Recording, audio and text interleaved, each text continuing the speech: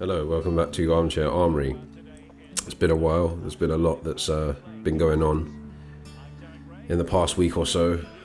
Not only Her Majesty the Queen dying, but also I've been away, just doing a bit of relaxing and seeing parts of the UK I haven't really seen before. And obviously with, as mentioned, Her Majesty Queen Elizabeth II passing away, the game against Everton was postponed last week, so there was obviously no preview and no reaction, and we have football returning this week, and this week we move on to Brentford at the Brentford Community Stadium. Now, we all remember what happened last season, first game of the season, Brentford away. We got completely played off the park and got battered by Brentford. First game ever in the top flight. We got battered 2-0. And this, I think I said this after the Villa game, either in the Villa preview or in the reaction, I can't remember, but I did say that there is a possibility that this could be a kind of another mock test. We've obviously failed the first one with the 3-1 defeat to Manchester United. But again, this is another kind of demon that we need to exorcise after last season, after, getting completely embarrassed by a newly promoted team. I think it's right that if we want to see that we've really, really turned a corner, that teams like this, that we should be beaten, to be honest. And that's the main thing that I'm looking for here. I'm looking for like a very good performance and a very commanding win over Brentford. So far, they seem to be doing quite well, Brentford, from what I've seen. I guess the big news that's come out of their camp is Ivan Toney has been selected for England. I think this is his first ever England call-up, so that's pretty cool. And he's a decent striker, to be fair. But looking at the table, which I should have had open before. So looking at the table, Brentford are in 9th, and they have... Obviously, they got that massive win over Brentford, over Manchester United, second game of the season. Since then, they lost 3-2 to Fulham. So that was the last-minute winner from Alexander Mitrovic. They lost to Fulham there. They drew with Everton, drew with Crystal Palace, and they beat Leeds United 5-2, which was the last game before the Queen's passing, before football stopped for a week. So they're not doing too badly, to be honest. I always thought, even last season, that they seemed like a decent side. Thomas Frank seems like a very well-to-do, smart manager. So again, it's not going to be hard, and it's not going to be easy. And I know that they're pretty good at home. They're pretty good at the Brentford Community Stadium. So there is a possibility that this is going to be a tough one for us. I mean, it was tough in the simulation I was playing, so there's no doubt that it's going to be tough for us tomorrow. The good news is, I suppose, is that we're probably going to get the injuries that we had in the Villa game and leading into what would have been the Everton game and Manchester United. We now have those players back, so Thomas Partey has started training again. I can imagine the knocks that Zinchenko and Odegaard had have probably healed by now. So hopefully we should be going into this game fresh. Still looks pretty good at the moment, 4 wins out of 5, sitting in second, 1 point in front of Spurs, 2 points behind Man City. Yeah, so far so good. But it's still very early days. I think October, with what's happened, and we've had to move fixtures around, one of which was the Europa League game at home to be at PSV.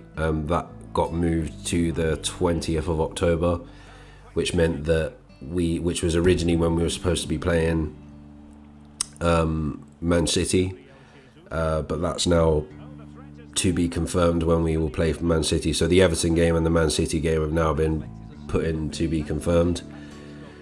And it means that we now have a very, very mental set of fixtures for October.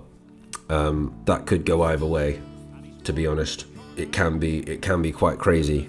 when a team has loads and loads of fixtures, there's always going to be points where we lose, and hopefully it's just one of the games again. Well, I mean, there'd be outrage if we lost to Bode Glimt, but yeah. So we've got on the 1st of October the North London derby. So that's the first game back after the international break. Then we've got Bode Glimt at home on the 6th. Then Liverpool on the 9th at home. Then Bode Glimt again on the 13th away in Norway. And then we come back and travel to Ellen Road in Leeds against Leeds on the 16th. Then PSV on October the 20th at the Emirates. Then we go to St Mary's where we play Southampton on the 23rd. And then on the 27th, we then play the away fixture to PSV.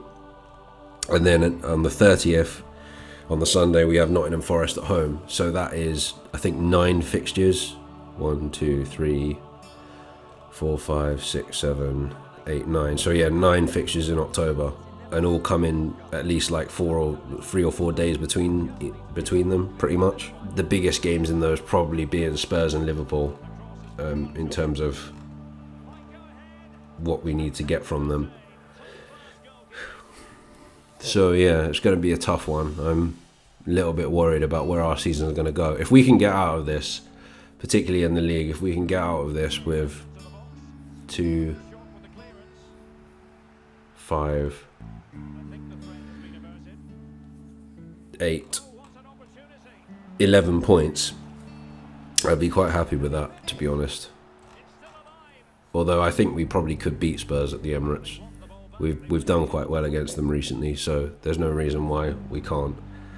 Liverpool haven't been great so far this season as well, so we'll have to see.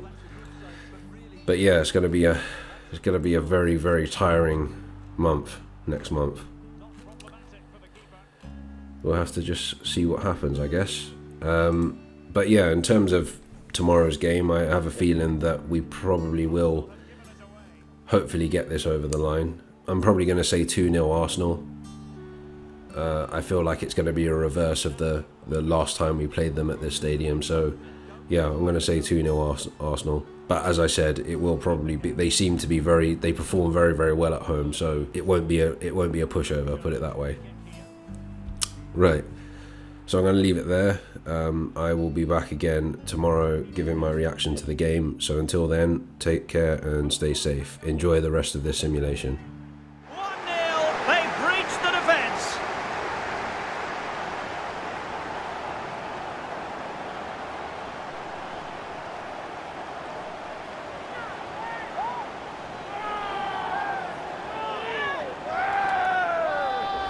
Well, I don't think he did quite enough there. He got a touch on it, but in the end, he can't keep it out. He won't be happy with that. On they go again, and Arsenal know they need to wipe out that last goal.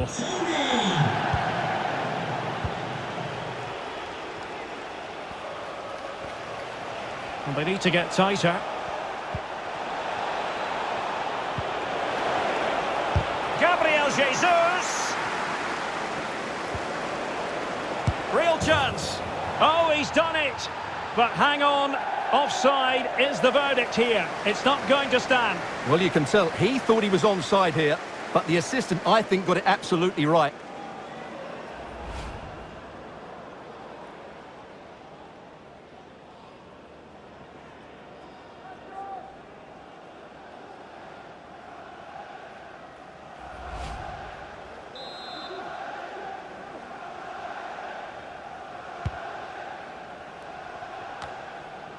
Baptiste. Oh, a perfectly timed pass. And now can he keep calm? And missing the chance to give them a bit of breathing space. Well, that should have made it more comfortable, shouldn't it? But it's a wasted opportunity. That is that for the first half here. Well, an honest assessment, Stuart, would be that he hasn't really been on top of his game in attack. Yeah, he's not had his usual impact, has he? He just hasn't got on the ball in dangerous positions. He's got to keep working hard to find that little bit of space to make something happen, that's for sure.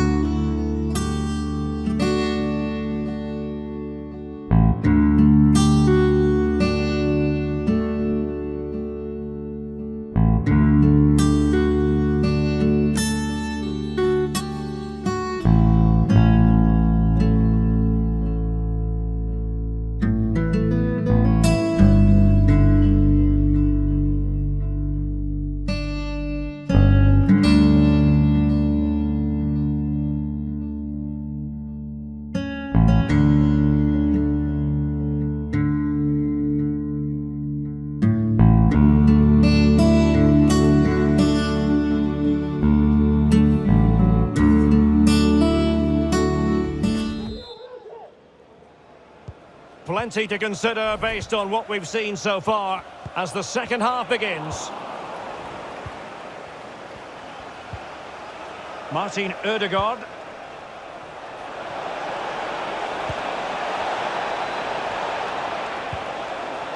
It has to be. Oh, blocked it. Not messing around with that clearance. Arsenal's free kick here.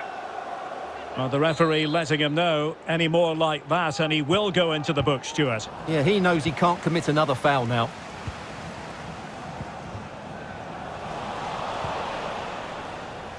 And a poor ball, and he's through here. Brilliant save.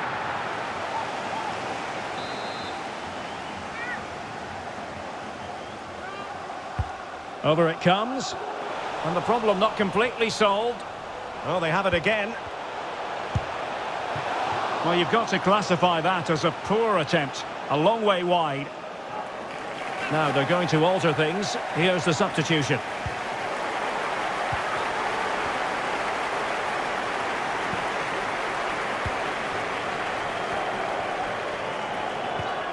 Granit Xhaka. On to Jesus. And that pass could be troublesome. That's all they can conjure for now. And will it be the leveller? Still a chance. Smuggled away. He's got to score! Capable of so much better from that position.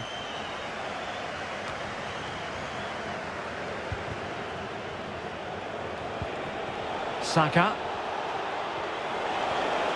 Will it be? Well, that is how to nullify the opposition.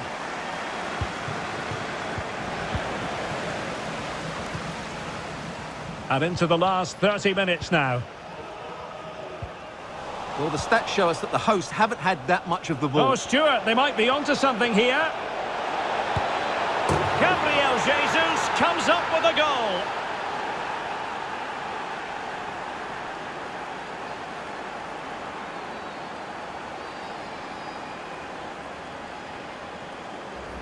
Well, here we can see it again. Look at the way he glides past the defender to create space for himself. And when he gets onto it, he holds off the challenge, keeps his balance, and makes good contact with the ball. That's a top-class finish.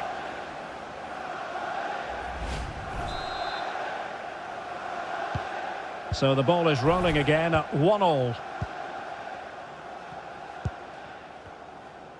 Well, on you go, says the referee. Advantage. Lovely ball over the top. And the keeper throws himself at the ball. So a personnel change then.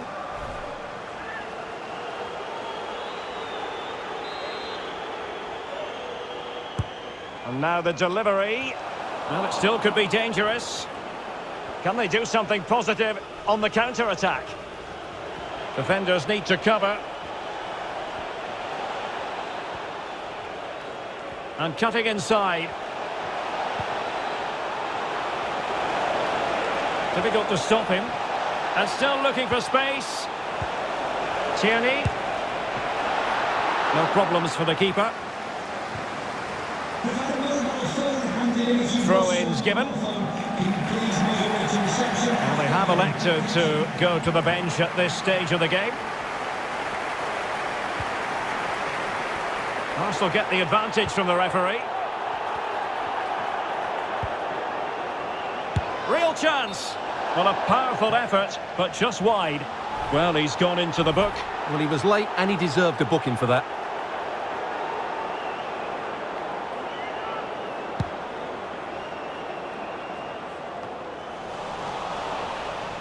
It's Arsenal's turn now.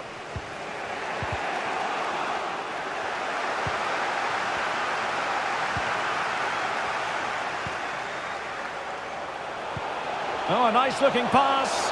Offside it is. Such a pity for him. Well, he thought he was onside, but I think the assistant got that absolutely right. Here it is now, a substitution.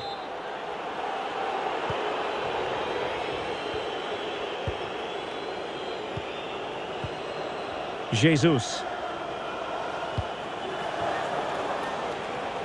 Tierney. And it's Gabriel Jesus.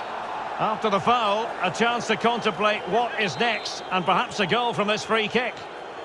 Well, perhaps a bit lucky not to have been booked for a second time. Well, you're absolutely right. He's got away with that one. He'll have to be careful now.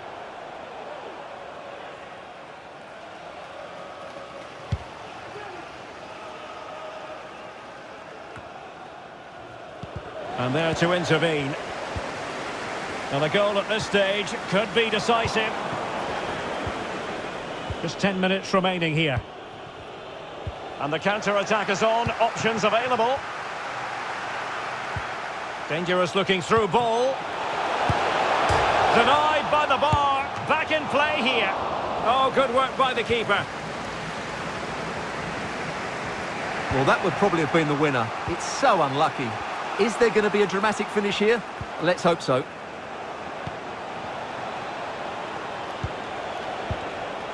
Gabriel Jesus.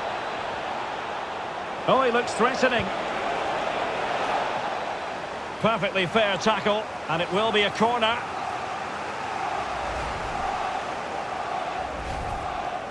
They will now make use of their substitutes bench. Played over, and the problem not completely solved.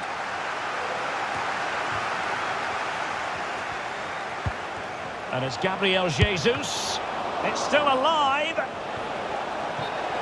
Oh, he squandered the opportunity. He might be relieved, though, to see that the offside flag is up. Well, the linesman's sparing his blushes here, but you have to say it was a shocking effort.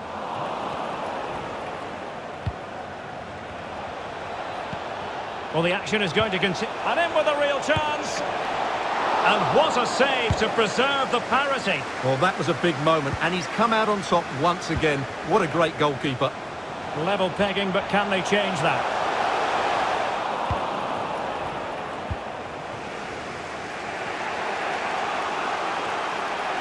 And the conditions look pretty good for the counter-attack. Applying vigorous pressure. And that is that. The 90 minutes have come and gone. Neither side holds the advantage.